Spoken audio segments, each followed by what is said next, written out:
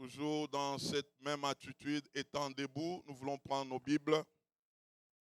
Nous avons notre texte de base, Romains chapitre 1er, du verset 16 à 17. Puis nous préparons toujours Romains 5, 8 à 10. Nous n'allons pas nous lasser de proclamer les mêmes choses, car ces choses sont salutaires. Romains chapitre 1er, 16 à 17, car je n'ai point honte de l'évangile. C'est une puissance de Dieu pour le salut de quiconque croit, du juif premièrement, puis du grec. Parce qu'en lui est révélée la justice de Dieu par la foi et pour la foi, selon qu'il est écrit, les justes vivra par la foi. Amen. Et nous prenons, on peut reprendre nos places, Romains 5, 8 à 10. Et je veux vraiment que nous puissions bien retenir cela. Romains 5, 8 à 10. Mais Dieu prouve son amour envers nous en ce que lorsque nous étions encore des pécheurs, Christ est mort pour nous. À plus forte raison donc, maintenant que nous sommes justifiés par son sang, serons-nous sauvés par lui de la colère. Car si lorsque nous étions ennemis, nous avons été réconciliés avec Dieu par la mort de son Fils, à plus forte raison, étant réconciliés, serons-nous sauvés par sa vie. Amen. Et nous prenons toujours Romains 8, 29 à 32 et puis 34. Romains 8, 29 à 32. Car ceux qu'il a connus d'avance, il les a aussi prédestinés à être semblables à l'image de son Fils, afin que son Fils fût le premier-né entre plusieurs frères. Et ceux qu'il a prédestinés, il les a aussi appelés. Et ceux qu'il a appelés, il les a aussi justifiés. Et ceux qu'il a justifiés, il les a aussi glorifiés. Que dirons-nous donc à l'égard de ces choses? Si Dieu est pour nous, qui sera contre nous? Lui qui n'a point épargné son propre Fils, mais qui l'a livré pour nous tous, comment ne nous donnera-t-il pas aussi toutes choses avec lui? 34. Qui les condamnera? Christ est mort. Bien plus, il est ressuscité et il est à la droite de Dieu et il intercède pour nous. Amen. Que Dieu soit loué, que Dieu soit loué, que Dieu soit loué. Dimanche passé, nous avions vu la dimension de l'amour de Dieu dans la grâce. Cet amour qui nous a cherchés jusqu'à faire de nous des enfants bien-aimés. Comprendre l'amour de Dieu est une priorité pour nous, ses enfants. Afin qu'on puisse le servir, non pas par crainte de châtiment, mais par amour. Le Saint-Esprit en nous a comme mission première de nous révéler l'amour de Dieu. Selon que nous venons de lire Romains 5, le verset 8. Lorsque nous étions encore des pécheurs, Christ est mort pour nous. Et donc, nous devons comprendre que le fait de naître de nouveau, nous nous connectons à ce que Dieu avait déjà fait d'avance pour nous. Et ça, c'est fort. Le Saint-Esprit prend soin de nous expliquer, lorsque nous croyons en Christ, ce que Christ avait fait avant que nous ne puissions les connaître. C'est qu'en réalité, étant enfants de Dieu, nous trouvons ce que Dieu avait déjà prévu d'avance pour nous. Et je veux qu'on comprenne quelque chose avant d'avancer plus loin. Dans Romains 5, que nous venons de lire, le verset 9 est en train de nous dire, donc d'abord 8, on nous dit, lorsque nous étions encore des pécheurs, Christ était mort pour nous. Et le 9 nous dit, mais maintenant que nous sommes justifiés, ce que Christ avait fait lorsque nous étions encore des pécheurs est moins que ce qu'il peut faire pendant que nous sommes devenus maintenant ses enfants. Parce que tu étais pécheur, il est mort pour toi. Mais maintenant que tu es son fils, sa manière de faire sera plus que ce qu'il avait fait pendant que tu ne l'avais pas encore connu. Alors, je veux que tu comprennes ce matin que Dieu, dans sa préscience, t'avait déjà fait grâce. Il t'avait déjà fait grâce sans pour autant t'informer. Et toi, tu viens découvrir cette grâce.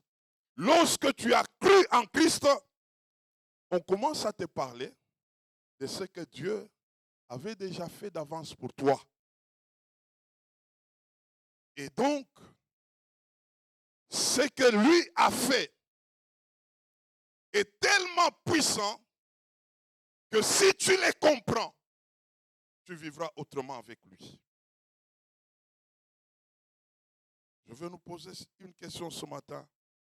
Présentement, Christ est mort ou il est vivant? Il est vivant. Mais il était mort pour toi.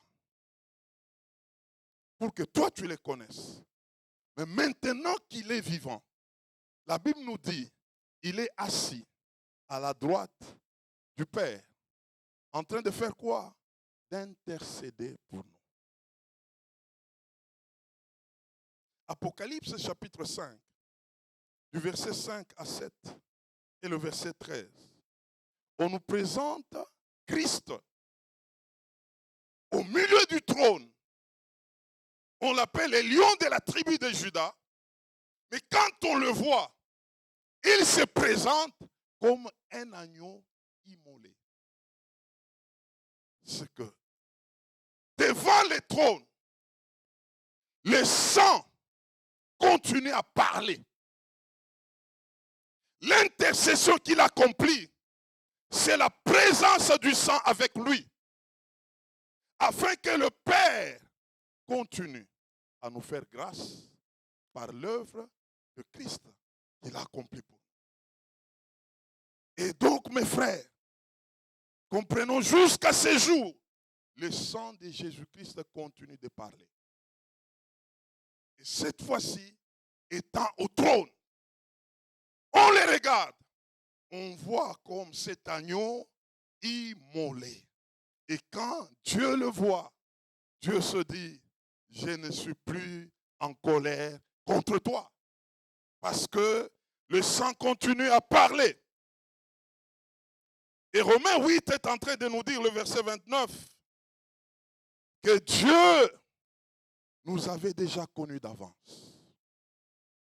Dieu nous avait déjà justifiés d'avance. Et donc Dieu, tout ce qu'il attendait, c'était ton oui. Que lorsque tu diras oui, il va t'expliquer ce qu'il avait préparé d'avance pour toi. Ce qu'il avait déjà arrangé pour toi. Pour que tu comprennes que ce sont des choses qui n'ont pas commencé les jours où tu as cru.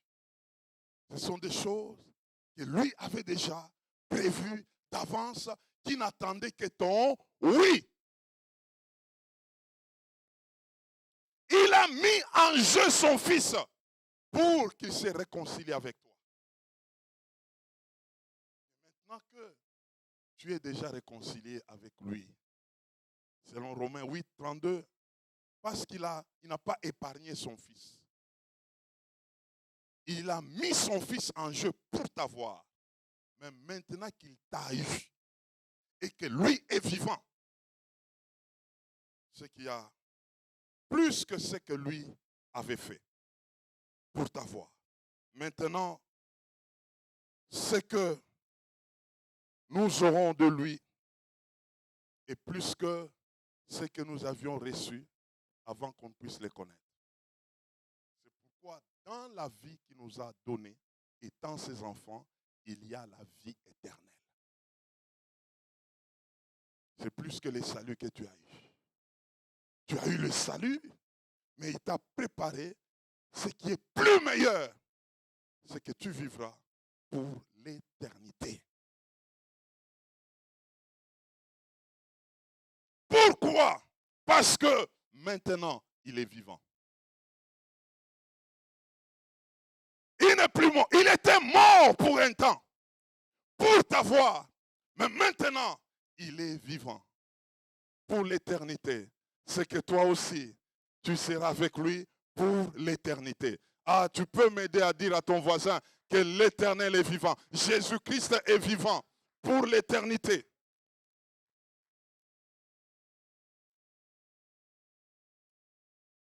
Je veux qu'on comprenne par une anecdote de Joseph et ses frères. Joseph est l'ombre de Jésus-Christ. Joseph était vendu par ses frères. Mais en réalité, la vente de Joseph était l'avantage de ses frères. Ils sont allés même dire à leur père comment est-ce que Joseph était mort. Mais pendant que Joseph n'était pas encore mort. Mais ils ont présenté une preuve. C'était l'habit multicolore de Joseph. Comme cet habit qu'on avait arraché à Jésus. Les jours où il devait rendre l'âme. Quand ils ont présenté l'habit, ils se sont arrangés pour qu'il y ait une bonne preuve qu'on tue un animal. Et qu'on prenne le sang de cet animal, qu'on puisse ensanglanter l'habit. Et dès qu'on présentera à papa, il verra le sang. Il dira réellement, Joseph est mort. Et papa est entré dans un faux deuil. C'est comme Jésus, étant à la croix, on l'a amené vers la mort. Et ses disciples, après sa mort, ils ont fait un faux deuil. Joseph, pour eux, il était mort. 22 ans plus tard, les mêmes frères de Joseph rentrent encore chez leur père pour dire, papa, Joseph est vivant. Parce que vous m'avez dit qu'il était mort et que vous m'aviez présenté même des preuves. Mais aujourd'hui encore, vous me présentez qu'il est vivant. J'ai besoin de preuves. Je ne peux pas accepter. La Bible déclare que le cœur de Jacob était froid. Oui, il fallait des preuves. Ils ont dit à leur père, nous sommes venus avec des preuves. Sortons dehors. Et dehors, ils ont trouvé des chars et de la provision. Beaucoup de provisions. La Bible déclare que quand Jacob a vu, son cœur s'est ranimé. Il s'est dit, Joseph vit encore. Et parce que Joseph était en vie maintenant, il était à la droite des pharaons. Comme il est à la droite des pharaons, qu'est-ce que sa famille va manquer? Allons en Égypte maintenant. Et je te dis ce matin, Jésus-Christ est vivant. Il est à la droite du Père. Il est à la droite du Père. Comme il est à la droite du Père, qu'est-ce que tu peux manquer? C'est pourquoi Papa Jacob a dit, allons vers Joseph. Allons là où il y a Joseph. Quand ils sont arrivés en Égypte, je veux que tu écoutes ceci ce matin. Ils sont entrés en Égypte. Il y avait déjà une place qui était préparée pour eux, à Goshen. Il y avait tout, la provision. Mais écoute-moi, ils mangeaient, ils dormaient bien. Mais tout ce qu'ils avaient, c'était à cause de Joseph. À cause de Joseph. À cause de Joseph. Tu enlèves Joseph, tu vas chercher la provision. Il faut que tu payes toi-même. Il faut que tu te justifies comment tu te retrouves là en Égypte. Mais parce que c'est à cause de Joseph, ces gens étaient exemptés de tout ça. Et je te dis ce matin, nous sommes enfants de Dieu, c'est à cause de Jésus-Christ. Nous vivons des choses, c'est à cause de Jésus-Christ. Enlever Jésus, tu n'as plus rien. Ah, ce matin, je dis, je dois vivre à cause de Jésus-Christ. Jésus-Christ lui seul.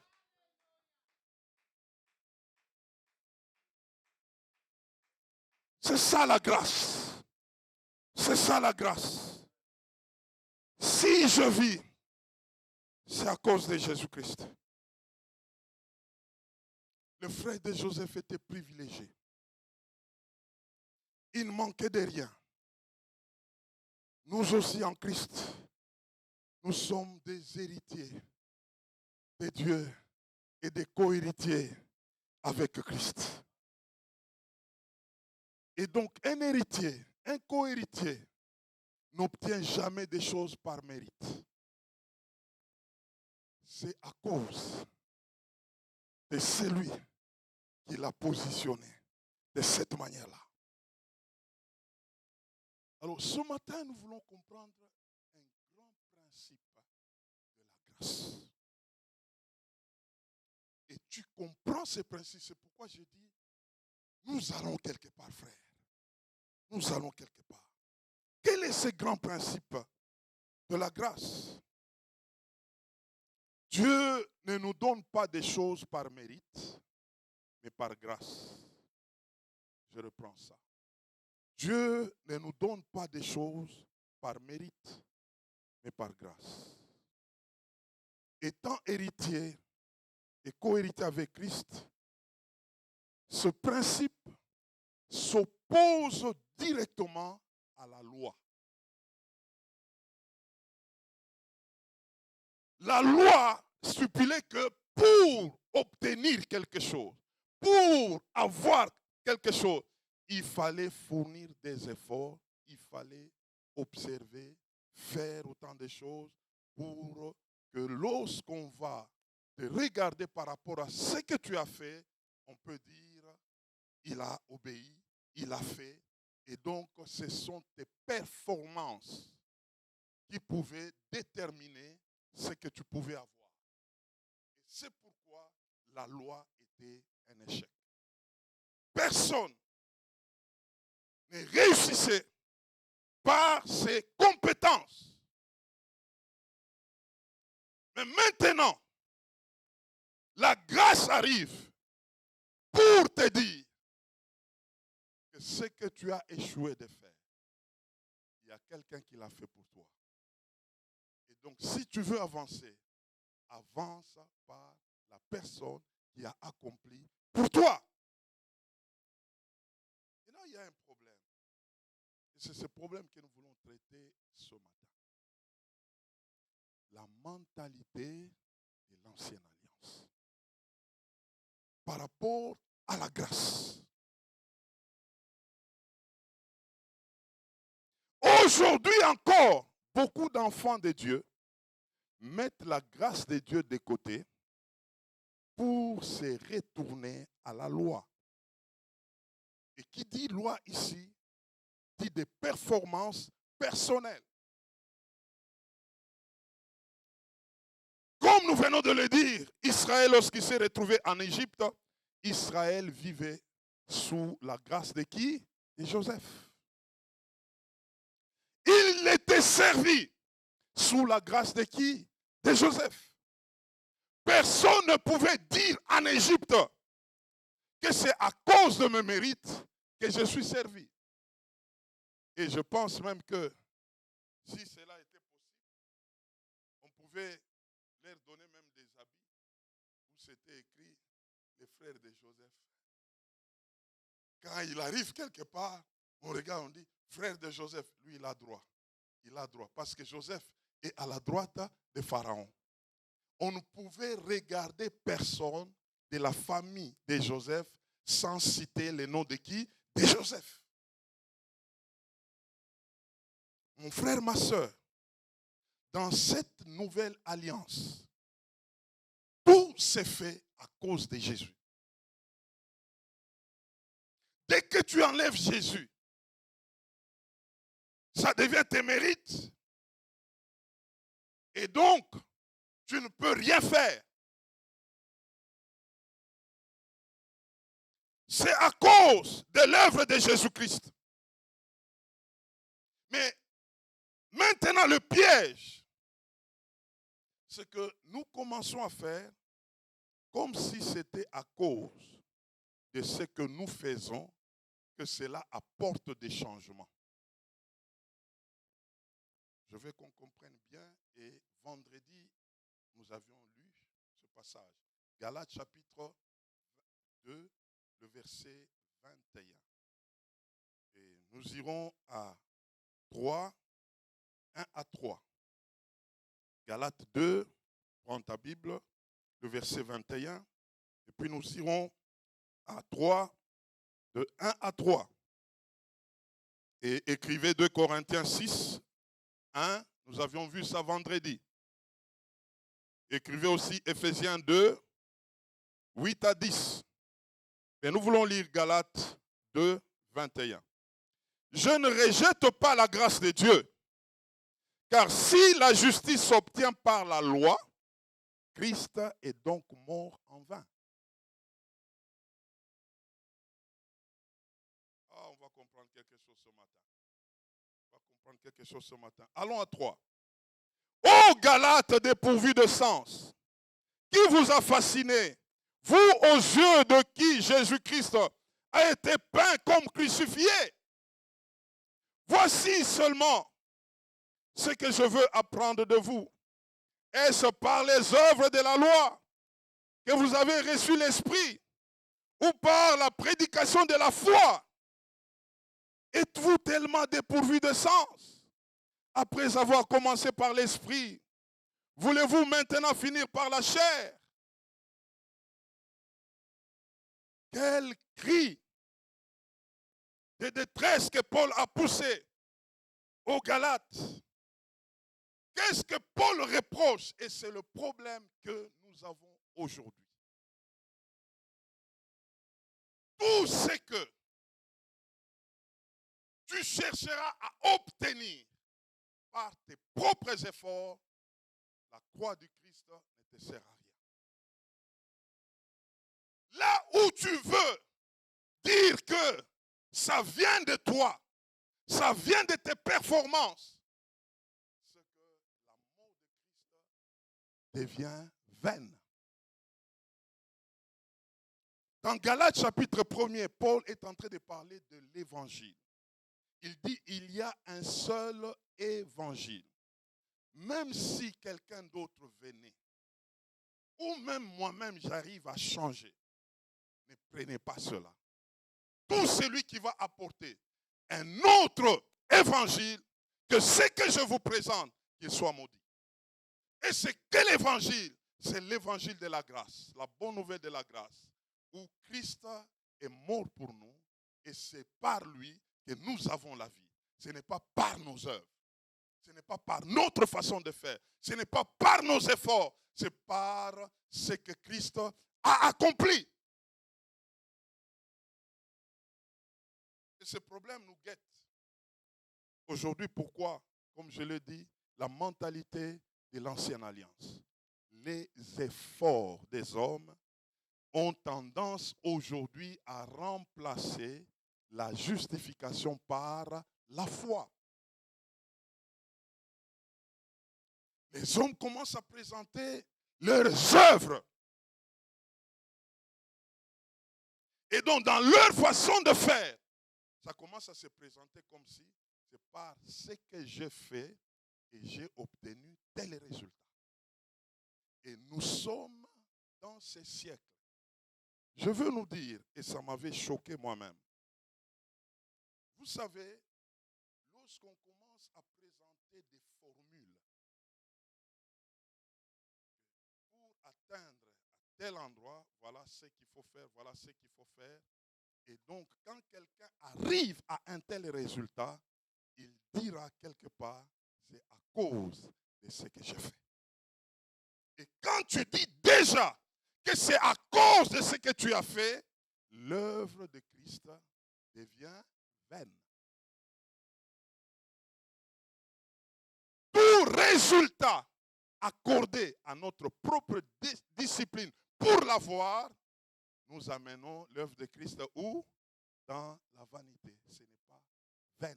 Ce n'est pas performant, c'est vain. Vous savez, l'évangile, c'est un puits profond. Il y a des choses qui se font aujourd'hui. On va faire 40 jours de jeûne et prière. On va monter à la montagne. On va faire telle ou telle discipline. Et ça s'enseigne de cette manière. Maintenant, quand on le fait, ou on entre dans ce cycle, tu commences à te dire, pour que j'obtienne telle chose, je dois faire 40 jours, 21, 2 semaines. Je dois faire ceci ou cela.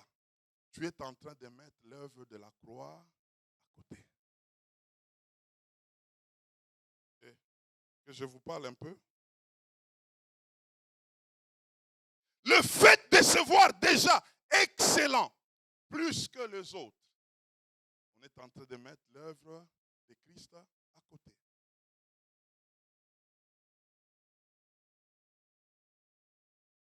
Tout ce que nous avons maintenant dans cette dispensation a comme source la grâce. Et qui détient la clé de la grâce? C'est l'œuvre accomplie de Jésus-Christ. C'est pourquoi 2 Corinthiens 6, je vous ai donné le verset premier, on nous dit de ne pas prendre la grâce de Dieu en vain. Parce que nous travaillons avec Dieu. Tu ne travailles pas seul. Tu travailles avec Dieu. J'ai posé cette question le vendredi. Lorsque tu travailles avec Dieu, qui fait beaucoup? Et parce qu'il fait beaucoup, c'est lui qui te rend même capable de faire ce que tu dois faire. 2 Corinthiens 3, 5. La capacité que nous avons vient de Dieu. Nous ne pouvons pas nous prévaloir comme si ce que nous faisons là, ce que nous accomplissons, tu peux accomplir un jeûne de 40 jours. Il faut que lui-même te donne la capacité. Et s'il te donne la capacité, tu dois le reconnaître. Tu dois dire, si je suis arrivé jusqu'à ce point, c'est à cause de lui. Tu enlèves son nom, ça devient tes propres performances. Et quand ça devient tes propres performances, l'œuvre de Christ, tu l'as rendue comment? Vaine. J'ai compris qu'on doit faire très attention. C'est pourquoi 1 Corinthiens chapitre 3, le verset 9, nous dit encore, nous sommes ouvriers avec Dieu. Et Éphésiens 2, 8 à 9 est en train de nous dire que c'est par la grâce que nous sommes sauvés au moyen de la foi. Et cela ne vient pas de nous. Pourquoi? Afin que personne ne se glorifie. Afin que personne ne se glorifie. Et la grâce de Dieu nous amènera à comprendre cette façon de faire pour que nous puissions dire non pas nos performances, non pas notre savoir, mais ce que Christ a accompli. Le frère nous a présenté 1 Corinthiens 15, le verset 10. Quand Paul est en train de nous dire que je suis ce que je suis par la grâce de Dieu. Paul dira, j'ai travaillé plus que eux tous. Il s'est ressaisi pour dire, ce n'est pas moi, mais c'est la grâce de Dieu qui est en moi. Mais s'il s'était arrêté là, ça serait ses propres performance. Dis à ton voisin, n'oublie jamais ça. 1 Corinthiens chapitre 4, le verset 7. Et Paul nous parle. Il nous pose des questions. Qu'est-ce qui te distingue? Qu'as-tu que tu n'aies reçu? Et même si tu l'as reçu, pourquoi tu te glorifies comme si tu ne l'avais pas reçu?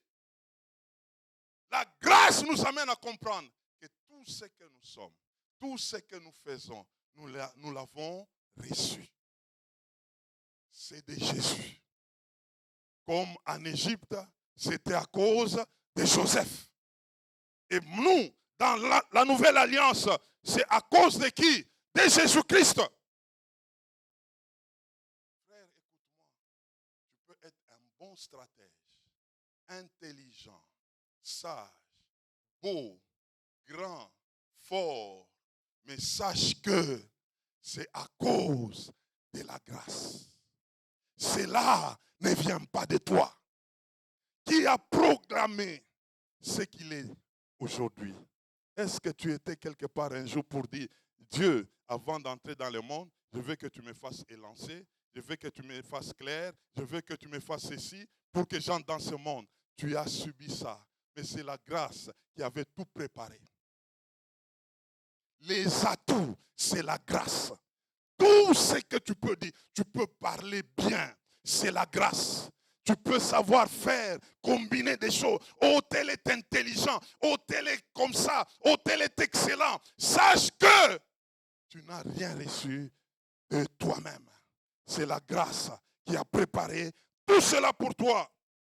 Que tu sois béni, que tu sois en bonne santé, qu'on te présente comme on présente un prince, c'est la grâce.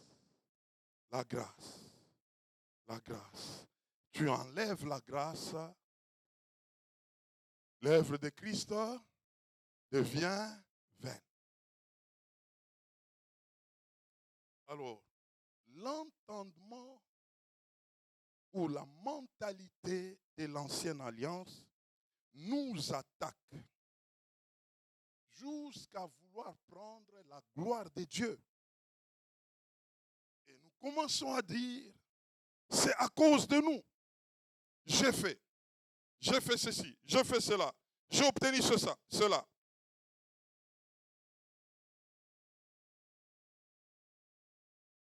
C'est le problème maintenant que nous retrouvons dans ce temps de la grâce. On a favorisé quelqu'un, mais la personne prend ces choses comme si c'était pour lui. Amen, frère.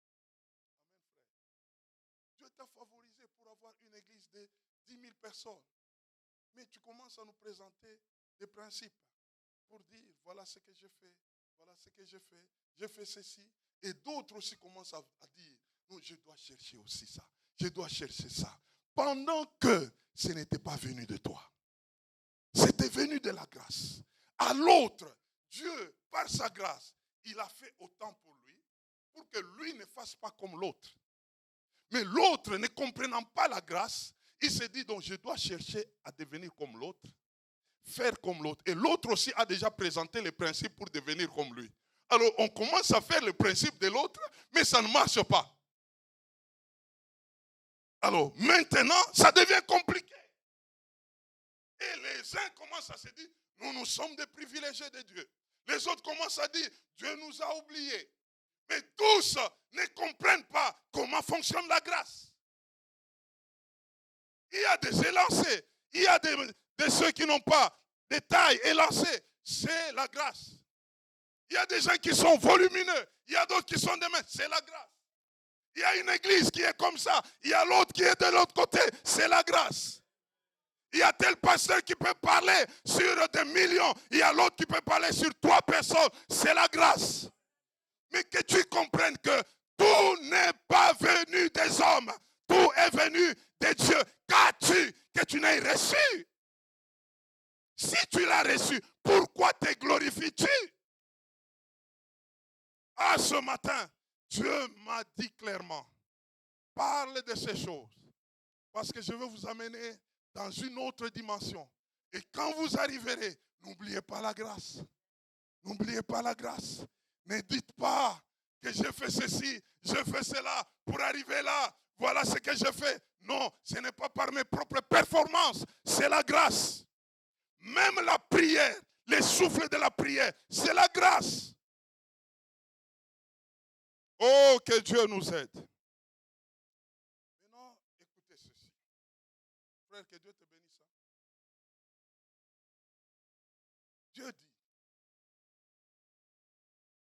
parce que dans l'ancienne alliance, j'aimais mon peuple.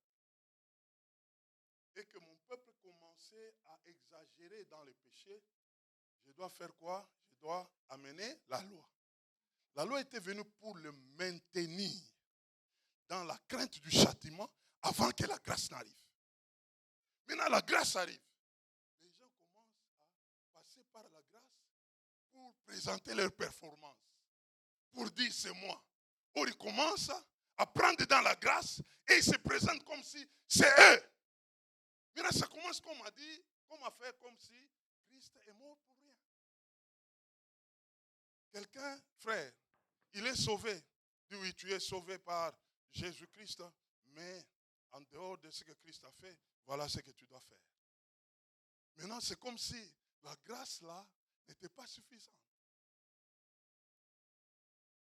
Parce que lui t'a sauvé par ceci. Oui, c'est vrai. Frère, je vous dis que c'est vrai, tu es sauvé. Oui, mais ce que Jésus a fait là, on ne refuse pas. Mais voilà ce que tu dois faire. Voilà, oui, le salut là est là. On diminue la grâce. Et Dieu est tellement jaloux de toi et que la grâce est la dernière dispensation. Avant qu'on passe à l'autre, Dieu dit, mais je ne vais plus les ramener à la loi. Mais je dois chercher à faire quelque chose pour les maintenir dans la grâce. Demande-moi la question, c'est quoi? L'écharde.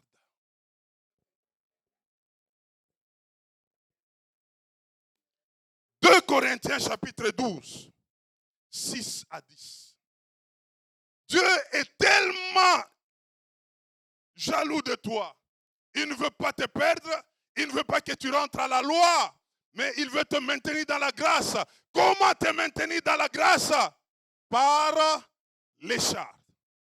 Et ce matin, on comprendra 4 mystères de l'écharde. Aïe, aïe, aïe. Nous sommes là. Prends ta Bible, 2 Corinthiens 12. Et si tu comprends ce message, aïe, aïe, aïe, tu es béni. Tu es béni. Verset 6.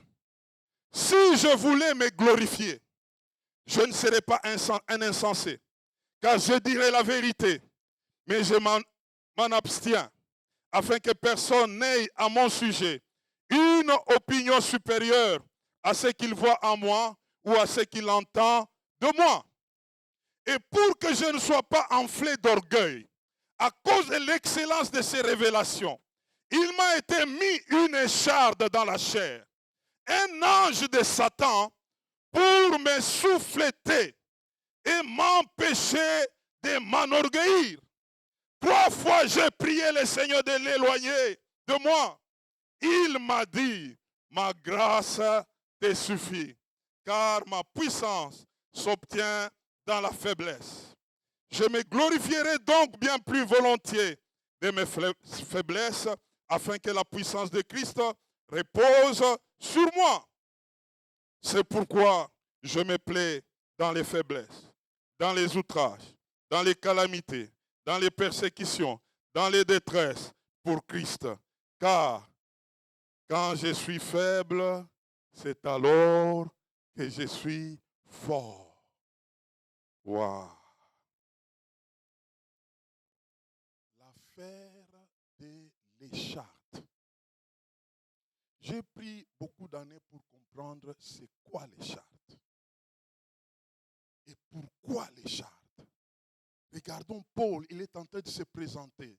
Lorsqu'on prend le 2 Corinthiens 12, comment est-ce que Paul a fait des exploits avec Dieu, c'était très fort. Des révélations, des mystères, la puissance de Dieu, le merveille de Dieu. Les hommes comme de Paul, il veut prêcher, quelqu'un veut arrêter, veut créer du trouble. Paul lui dit, allez, que tes yeux se ferment maintenant. Il devient directement aveugle et continue de parler. Il prêche, quelqu'un était tombé, il est mort. Paul descend, il le regarde, il s'incline seulement sur la personne, il réveille la personne, il monte avec la personne ressuscitée. Lui continue le message. Quel homme Dieu! Et un tel homme, lorsqu'il veut se dire maintenant, voilà ce que je fais comme discipline, frère. Voilà ce que je fais. Je fais 40 jours de prière. Je fais des veillées de prière. C'est comme ça que j'ai cette onction ici. Tout le monde allait courir. Et le même Paul, Dieu dit, c'est mon serviteur, c'est mon enfant. En plus de ce qu'il fait, il y a toute une vie éternelle. Ça ne doit pas s'arrêter sur la terre. Et je ne veux pas le perdre. Parce que je ne veux pas le perdre, je dois créer un système qui va l'amener à comprendre que ce qu'il fait, c'est moi, ce n'est pas lui.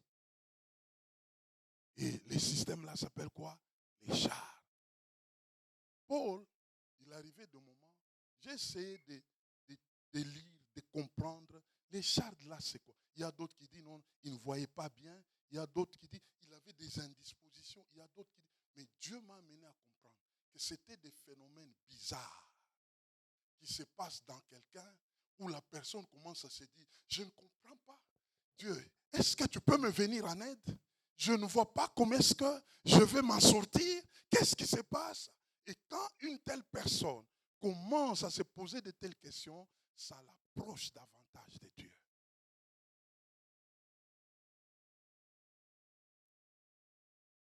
Sinon, chacun sera un Rambo.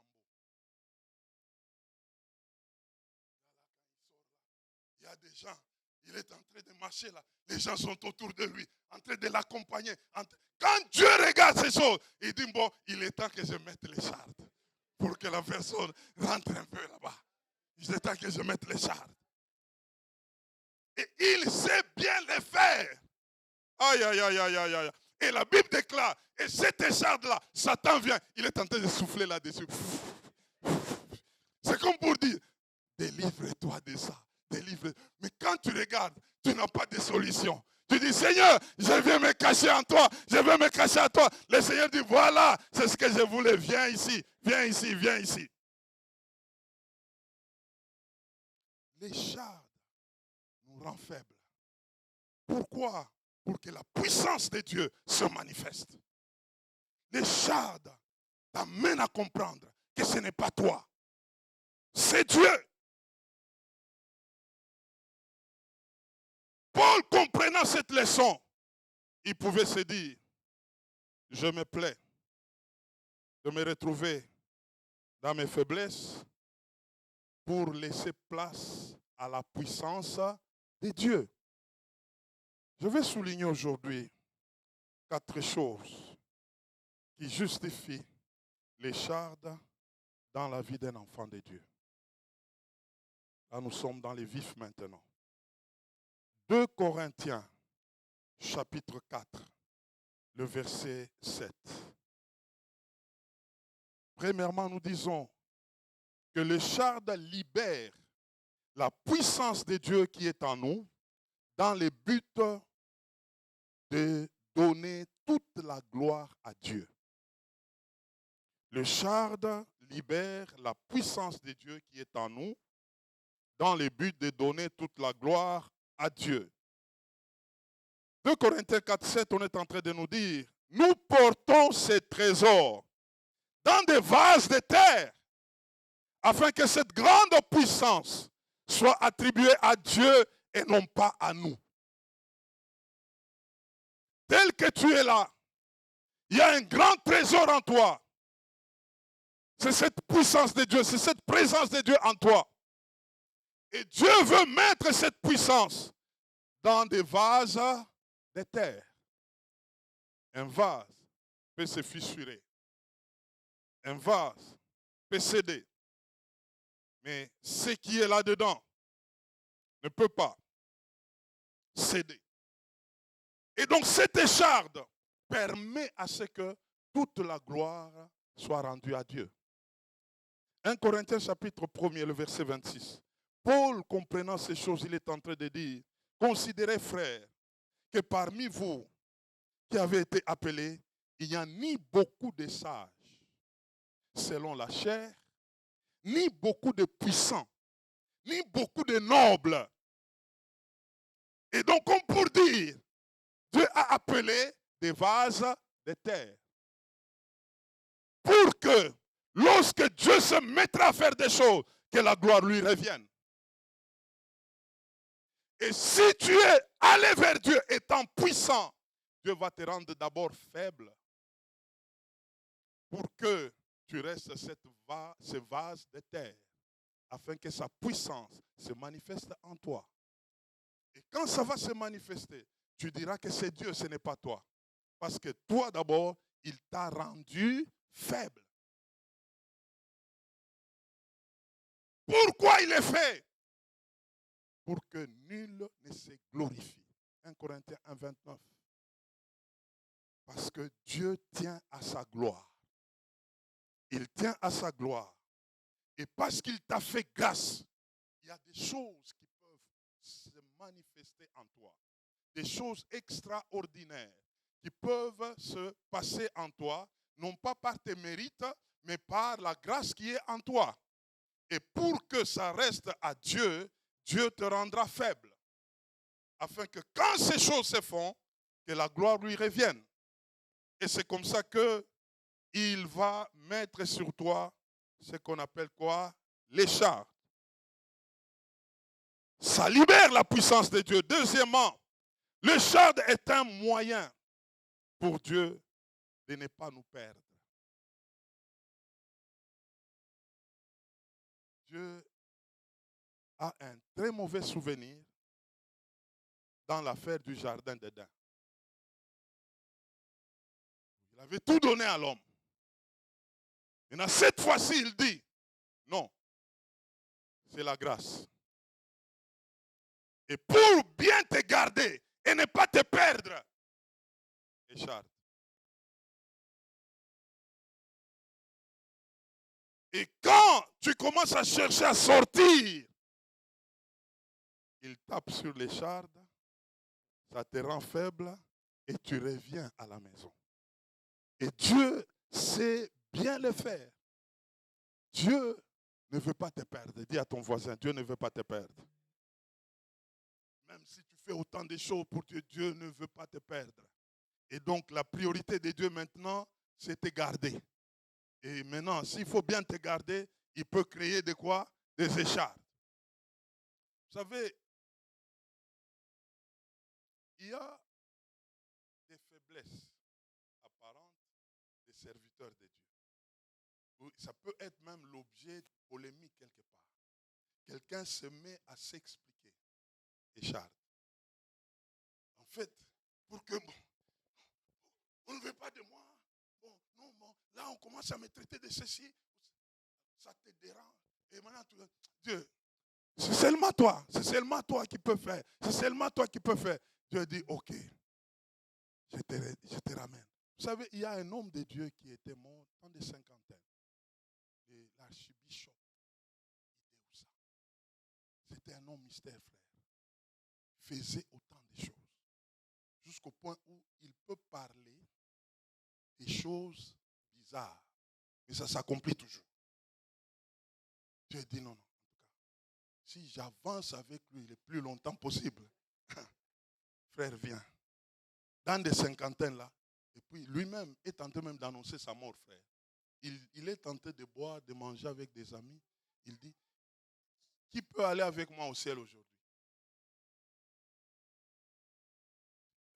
Allez au ciel. Oui, qui peut aller parce que moi je suis en train de partir. Qui peut aller avec?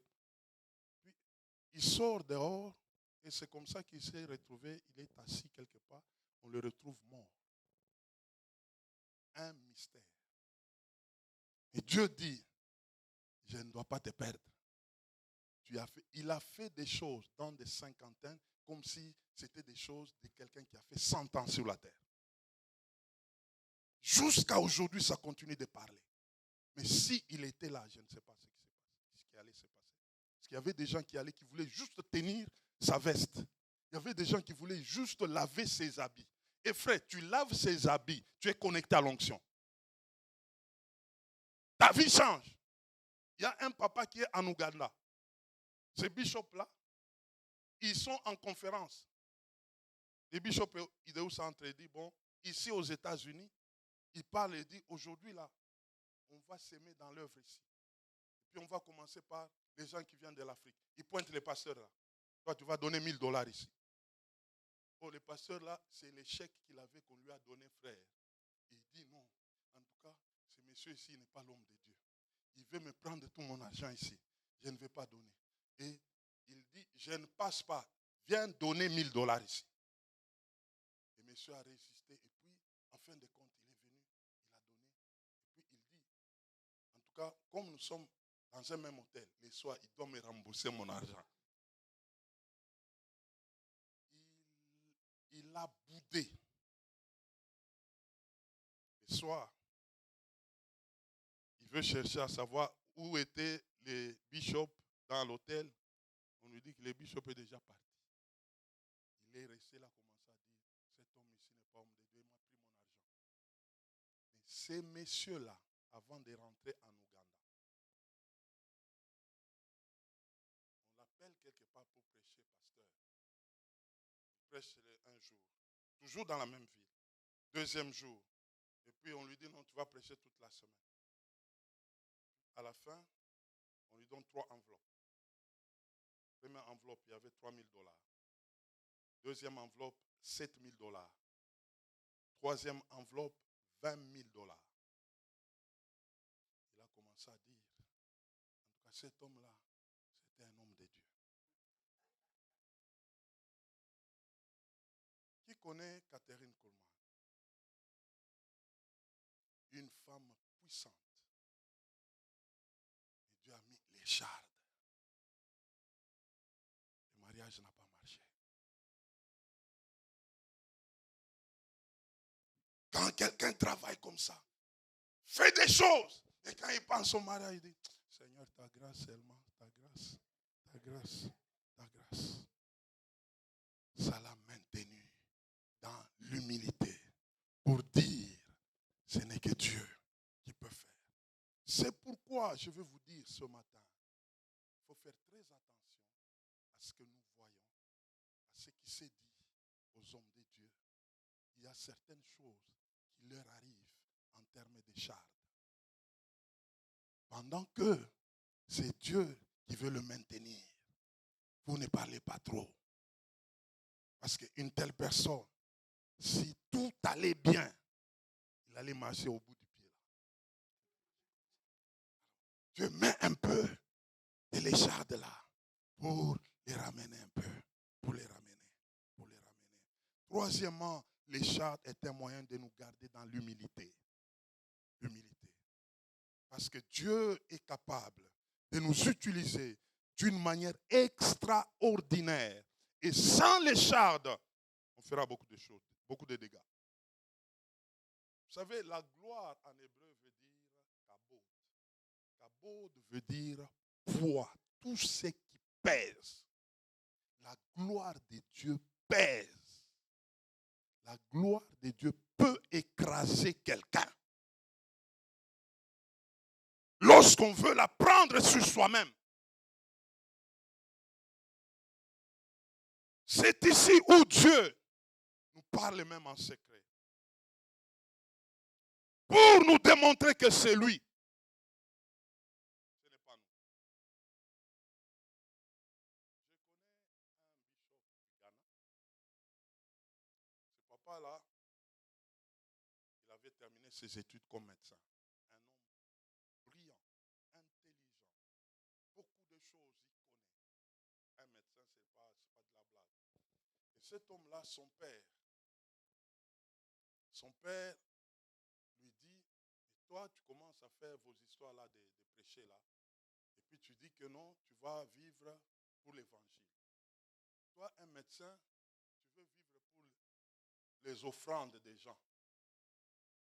Tu es un fainéant. Tu as étudié. Mais pourquoi ne pas trouver un travail et que tu dis non, moi, Dieu m'a appelé à temps plein. Ça, c'est être fainéant. Cet homme a dit, bon, ok, il va parler avec Dieu. Il dit, Dieu, j'accepte mon appel. Mais je vais faire un deal avec toi. Je ne veux jamais prendre l'argent des fidèles. Les offrandes, les dîmes, j'ai dit non. Dieu lui dit ceci. C'est toi qui veux me montrer ce que moi je dois faire. Qui es-tu toi? Qui est ton père? Tu sais que je peux me passer de toi. C'est lui-même, j'ai près de 70 livres de cet homme à la maison. C'est lui-même qui parle dans son témoignage. Il dit, j'ai tremblé. Je me suis vu qu'aujourd'hui là, Dieu me prend. Dieu dit, j'ai autant de personnes. Si toi tu veux me montrer la façon de faire, alors donc tu veux prendre ma place, c'est que c'est fini avec toi. Il a pleuré, il a dit, je me laisse à toi. C'est comme ça qu'il n'a jamais travaillé comme médecin. Il a travaillé dans l'église. Et aujourd'hui là, il est dans les millions. Dieu l'a béni, non pas par un travail séculier, par son œuvre. Pour dire, mon frère, ma soeur, notre Dieu c'est un patron. Il a lui-même sa façon de faire. Et que si toi tu veux lui donner ton chemin à toi, il va te mettre quelque chose qu'on appelle quoi? Ah, je vais vous faire rire un peu. Au pays, il fut un moment, quand on revenait de la mission, on devait chercher une maison. Et on a trouvé une maison, c'est une belle maison en étage. On s'est dit non, on va prendre cette maison. On a payé la garantie. Le bailleur, c'était un monsieur qui était perclus des pieds. Il était dans sa chaise roulante. Il avait au moins un bâtiment de 4 étages. Belle maison. On s'est dit, bon, on a trouvé une belle maison. Quand les jours où on devrait entrer, pasteur, une suite de gens, mais 34 personnes, le message a déjà pris l'argent de 34 personnes pour une seule maison. Mais on regarde le monsieur, il est sur une chaise roulante. Tout le monde est là en train de... on a pris comme $3,000 et $2,000 et $4,000. Il a pris l'argent de plusieurs. Quand on les regarde, on doit l'amener au cachot. Il est sur une chaise. Moi, je me dis, bon, maintenant, une telle personne, s'il avait 2 pieds là,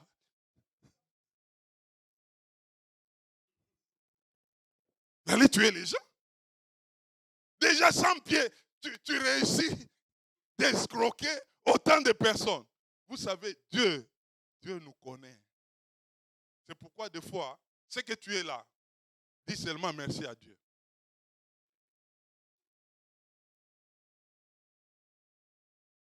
Il suffit d'avoir seulement quelque chose là. Ah, tout change là avec toi. Les Français, ça devient compliqué là. Non? Quand tu te regardes là, Dieu t'a déjà béni corporellement là. Tu dis non, en tout cas, je suis quelqu'un. En tout cas, je peux écraser tout le monde là. Et quand Dieu regarde, il dit non, avec toi, je veux que tu restes comme ça. Parce que je te connais. Si j'exagère un peu, ça sera compliqué avec toi. Je veux te maintenir dans cet état-là. Parce que je connais qui tu es réellement. Et Charde, ça nous aide, frère. Ça nous aide. Ça nous aide. Quatrièmement, enfin, les Chardes en nous met Satan et le monde dans la confusion. Waouh, ça j'aime. Satan ne comprend jamais l'affaire de l'écharpe. C'est un mystère. 1 Corinthiens, chapitre 1er, le verset 27 et 28. Et 1 Corinthiens 2, 8. Dieu a choisi des choses folles des choses faibles pour confondre les forts. C'est ici où Satan ne comprend pas. Pendant que quelqu'un est dans le faible commencement, Satan est en train de se réjouir. Il est en train de dire c'est fini pour lui. Mais pendant que Dieu, lui, s'est servi de ce moyen-là pour t'amener quelque part. Il est en train de travailler en toi pendant qu'il met cette écharde pour que la puissance de Dieu se manifeste. Mais Satan, lui, quand il regarde, il peut te taxer de quelqu'un de faible, de quelqu'un d'incapable, de quelqu'un qui ne peut rien, de quelqu'un qui est fini. Mais ça, c'est la stratégie de Dieu. Vous savez, lorsque Christ était sur la croix, Christ a gagné le monde par la faiblesse. En lui était la puissance de Dieu, mais une puissance cachée. Je veux dire ce matin que l'écharde cache la puissance de Dieu. La puissance cachée de Dieu est dans l'écharde. C'est la voie par excellence qui nous amène vers la gloire que Satan ne comprend jamais. Vous savez, il y a des choses qui nous arrivent. C'est comme si les choses ne changent pas vite. Ça attire des mépris. Ça attire des regards des gens. Ils peuvent même, comme c'était le cas de Jésus-Christ, mais sauve-toi toi-même. Tu as sauvé plusieurs. Maintenant, c'est ton cas. Sauve-toi. Mais là, il renfermait en lui une puissance qui devait se déclencher. Mais quand on le regardait, c'était des mépris. Et c'est comme ça que Dieu peut faire avec ses enfants. Il te maintient comme en retard. C'est comme si les choses n'avancent pas. On découvre tes faiblesses. C'est comme si tu étais en train de galérer. Mais en réalité, Dieu se dit, je suis en train de te maintenir dans cet état pour que même quand des choses vont changer, que tu ne puisses pas oublier cette écharpe. Que tu puisses dire, moi je connaissais beaucoup de choses, mais les choses ne changeaient pas. Les choses ne basculaient pas. Mais seulement les jours où lui-même pouvait déclencher. Et ces choses pouvaient maintenant changer. Et donc, à cela, si nous comprenons très bien, nous devons faire très attention avec des hommes et des femmes qui marchent avec Dieu. Il se fait que Dieu les met comme en retard. Et Dieu m'a donné une sagesse quelque part, que tout cela que lui maintient en retard, comme en retard apparent, c'est qu'il vivra aussi longtemps. Parce que tout ce que Dieu a mis doit se libérer.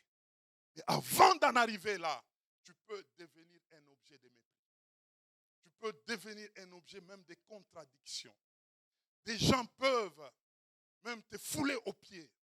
Mais en réalité, et Satan peut célébrer cela. Il célèbre pour dire, regarde là où il est arrivé. Tu pouvais avoir des compétences, même dans le monde, mais avec Dieu, c'est comme si rien n'avance.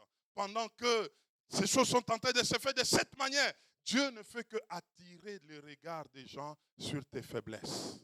Qu'on voie là où tu es présentement. Pour que, pendant qu'ils diront, c'est fini. Et Dieu déclenche maintenant quelque chose de nouveau et l'histoire change. Et c'est pourquoi je te dis ce matin, SEMCR, écoute-moi. Tu comprends ce message. Tu es en train de basculer d'un bout à l'autre. Parce que cette écharde pouvait t'amener à comprendre qui tu es et tu ne mettras jamais la grâce de Dieu en vain. Tu as compris que tout c'est Dieu. Parce que c'est lui. Même si ça va changer, tu ne vas pas changer de discours. Tu continueras à dire que c'est Dieu qui a accompli ces choses. Ce matin, je suis en train de clôturer. Parce que Jésus-Christ est vivant, ce qu'il t'a réservé de faire est plus que ce qu'il avait fait lorsqu'il était mort pour toi. Et ce temps-là est en train de sonner maintenant. Mais à toi de comprendre que tout, c'est par grâce. C'est la grâce de Dieu qui m'amène à ce point-là. Là où je suis en train d'aller, c'est la grâce qui est en train de m'amener. Je ne veux pas changer de discours. Je ne veux pas changer d'attitude. Je serai toujours correct avec tout le monde. Je respecterai tout le monde. Je serai bien avec tout le monde parce que je sais que ce n'est pas moi. C'est la grâce. C'est la grâce. C'est la grâce. C'est la grâce. Et lorsqu'on comprend cela, même l'écharde sera utile pour toi. Parce qu'elle va continuer à te maintenir dans l'humilité, à te maintenir à ce que la gloire soit rendue toujours à Dieu. Que Dieu bénisse sa parole. Amen. Amen. Amen. Amen. Amen. Nous allons nous lever tous ensemble. J'aimerais qu'on apprécie la grâce ce matin. J'aimerais que tu apprécies la grâce ce matin.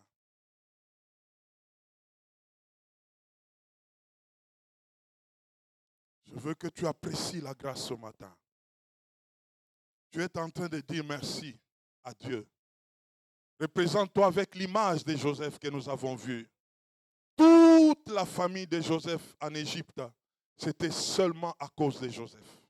À cause de Joseph. Et dans cette nouvelle alliance, l'alliance de la grâce, tout c'est à cause de Jésus. J'aimerais qu'on apprécie cette grâce ce matin. Élève ta voix. Tu es en train d'apprécier. Apprécie cela. Apprécie cela. Apprécie cela. Merci Seigneur. Merci Seigneur. Merci Seigneur. Merci Seigneur. Merci Seigneur. Merci Seigneur. Ah, nous te remercions ce matin. Nous te remercions ce matin. Car ce n'est ni pas la force, ce n'est ni pas la puissance. C'est ta grâce qui a tout organisé, Seigneur. Et nous avons compris ce matin que tout est grâce. Que tout est grâce. Que tout est grâce. Nous n'allons pas nous prévaloir de faire des choses comme si cela venait de nous, Seigneur. Tout vient de toi, Seigneur. Tout vient de toi, tendre Père. Tout vient de toi, ô notre Dieu. Laisse-moi apprécier ta grâce. Laisse-moi apprécier ta grâce. Laisse-moi apprécier ta grâce. Laisse-moi apprécier ta grâce. Laisse-moi apprécier ta grâce. Tu me fais comprendre ce matin que tout vient de toi. Que tout vient de toi. Que tout vient de toi. Que tout vient de toi, Seigneur. Merci, Seigneur. Merci, Seigneur. Nous allons chanter humblement, humblement, humblement, humblement, humblement.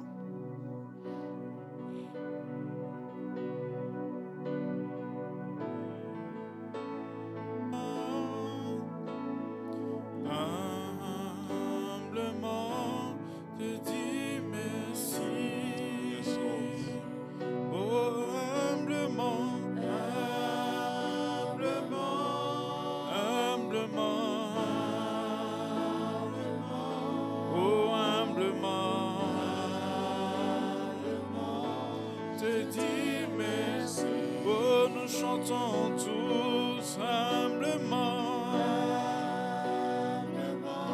oh humblement, humblement,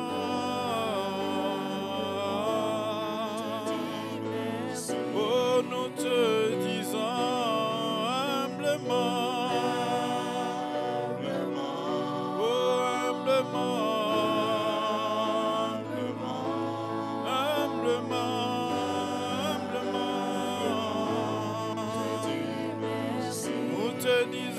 Merci humblement, humblement, oh humblement. Je dis merci. Nous élevons nos voix humblement.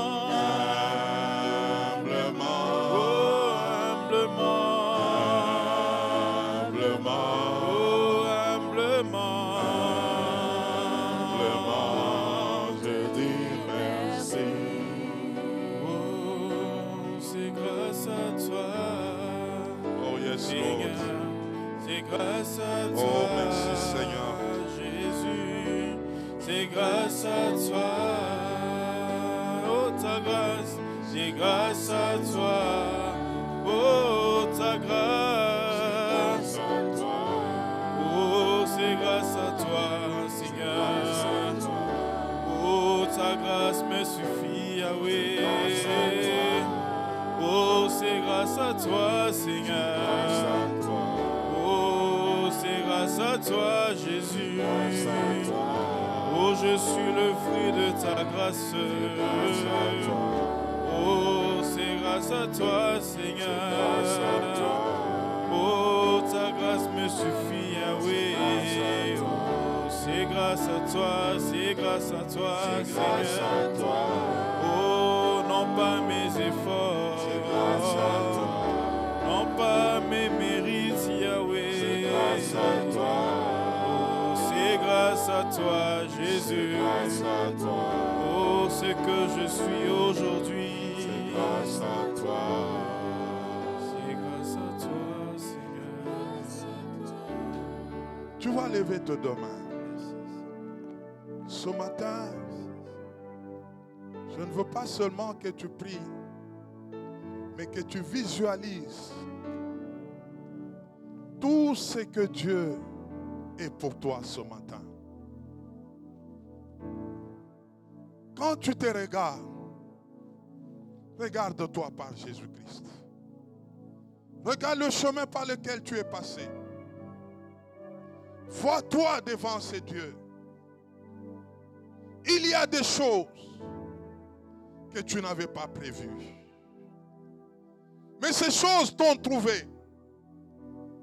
Ce n'est pas toi. Ce n'est pas toi. Ce n'est pas toi. Tu n'es pas plus performant que d'autres. Tu n'es pas plus meilleur que d'autres. Regarde. Il y a des gens plus compétents que toi, mais ils ne sont pas arrivés là où la grâce t'a amené. Il y a des choses qui t'ont surpris. Pendant que tu marchais, tu ne les avais pas préparées. Tu ne les avais pas connues. Il y a des rencontres que tu pouvais vivre, expérimenter. Tu n'avais pas préparé. Il y a des opportunités qui n'étaient même pas montées en toi. N'en fais plus de principe. N'en fais pas de principe. Mais loue la grâce. Loue la grâce. Ne dis pas parce que je fais ceci ou cela. Je me suis discipliné en ceci ou cela. C'est la grâce qui t'a rendu capable. Même la prière, même le jeûne, même l'abstinence, la grâce, la grâce, la grâce, de multiples faveurs, la grâce, la grâce.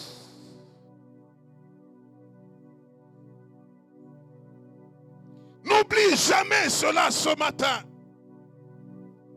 On est en train de basculer vers une autre dimension. Mais le Saint-Esprit a voulu que tu comprennes ces choses avant de traverser, avant de passer de l'autre côté, pour que tu ne puisses jamais oublier que ce n'est pas toi. Les jours où tu dis que c'est moi, Christ est mort en vain.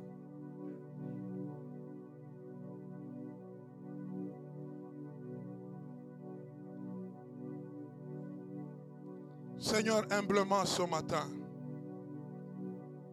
nous voulons encore le secours de la grâce pour nous préserver. Car même dans la préservation, ce n'est pas nous. C'est encore la grâce. Tu nous dis ce matin que tu ne veux pas nous perdre. Tu veux nous garder. Parce qu'il y a toute une éternité qui nous attend. Et nous sommes déjà dans cette éternité. Et tu es jaloux de nous. Tu ne veux plus, Seigneur, retourner dans l'affaire du jardin d'Éden. C'est pourquoi, par ta haute sagesse, tu nous maintiens en toi. Seigneur, je te recommande ce peuple. Un peuple précieux que tu t'es acquis par ta grâce. Non pas nous, Seigneur, mais c'est ta grâce qui a cherché un à un, Seigneur, connaissant sa vie plus que nous-mêmes. Oh Dieu, que ta grâce conduise CMCR. Que nous puissions rester humbles sous tes pieds. Que des choses changent. Que des basculements arrivent dans des hauteurs. Que nous restions sous ta grâce. Que nous puissions dire haut et fort que c'est toi, Seigneur. Que ta grâce, que ta grâce, que ta grâce, que ta grâce continue à nous parler. Même en secret. Rappelle-nous, Seigneur, que c'est ta grâce. Merci, Seigneur. Au nom de Jésus-Christ, j'ai ainsi prié. Amen. Amen.